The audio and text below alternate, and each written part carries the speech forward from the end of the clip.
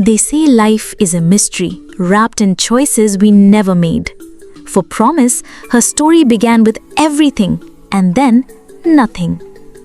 Promise was born into abundance. Her parents, Mr. and Mrs. Adiyami, were the kind of wealthy that didn't just own homes, they owned silence in noisy places. Their mansion sat on the edge of Victoria Island, Lagos, where the ocean whispered secrets only the rich could afford to ignore. Her father was a business magnate, her mother a philanthropist with a heart as vast as her jewelry collection. But wealth doesn't shield you from fate. When Promise was just 3 years old, tragedy struck. A car crash on the Lekki-Ipe Expressway took both her parents in a single night. She survived only because she'd stayed home with the nanny nursing a fever. That fever saved her life, but cost her everything else. No one told her what happened. No one explained why the house grew quiet, why the nanny disappeared, or why she was suddenly packed into a dusty Toyota and driven to a town she'd never heard of. She ended up in Abeokuta, in the care of her father's cousin, Auntie Ronke. A woman who wore bitterness like perfume and treated Promise like a burden she couldn't return. From the moment Promise arrived, her life changed. The mansion was replaced by a cramped 2-bedroom flat. Her toys vanished, her clothes were swapped for hand-me-downs, and the name Adiyami was never spoken again. Promise grew up believing she was just another orphan. No stories of her parents, no pictures, no memories. Just silence. Auntie Ronke had 3 children of her own, and Promise was always the outsider. She ate last, she wore the leftovers, she was the one sent to fetch water, sweep the compound, and run errands in the rain. If she ever asked about her parents, she was met with a sharp slap and the words, "You should be grateful you're not on the streets." So she stopped asking. But Promise was different. Even as a child, she carried herself with a quiet grace. Her teachers noticed, her classmates whispered. There was something regal about her, something that didn't match the life she was living. She excelled in school, top of her class year after year. She read voraciously, devouring books like they were keys to a world she'd been locked out of.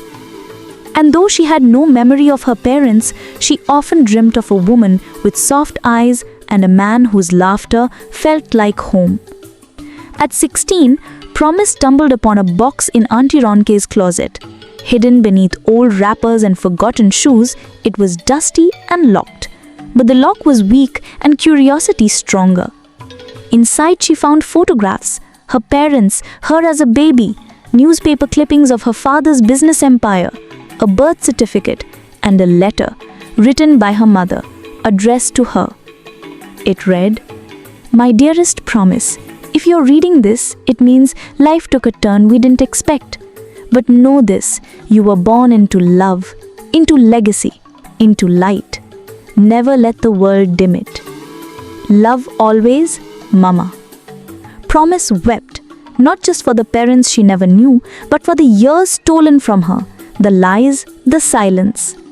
She confronted Auntie Ronke, who denied everything, said the box was planted, said Promise was imagining things. But the truth had already cracked open and there was no sealing it back. That night, Promise made a decision. She would reclaim her story.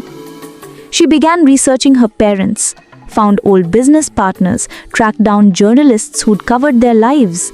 She discovered that her father had left behind a trust fund, one that had mysteriously vanished after his death. She suspected foul play, but she didn't chase revenge. She chased restoration. At 18, Promise applied for university. She got into UNLAG on a full scholarship, studied law, graduated with honors.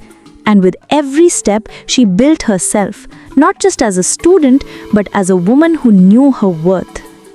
She started a foundation for orphan girls, named it the Promise Project.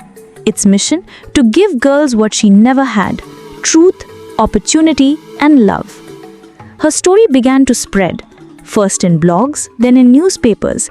Eventually, she was invited to speak at conferences. Her poise, her passion, her pain, it resonated. One day, after a TEDx talk in Lagos, an elderly man approached her. He introduced himself as Chief Olumide, her father's former lawyer. He'd watched her speech with tears in his eyes. He said, "I knew your father. He was a good man. He would be proud." Chief Olumide helped her recover part of the trust fund. Not all, some had been siphoned off long ago, but enough to make a difference, enough to build. Promise used it to expand her foundation. She built shelters, sponsored education, created mentorship programs, and every girl who walked through those doors was told the truth, that her story mattered.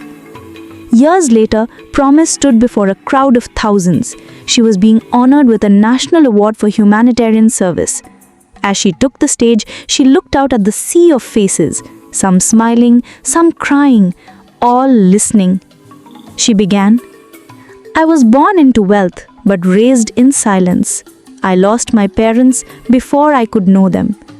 I lost my name before I could speak it, but I found my voice, and with it, I found my purpose." The crowd erupted. Promise didn't just survive, she transformed. She turned pain into power, silence into speech, and loss into legacy. Her name was Promise.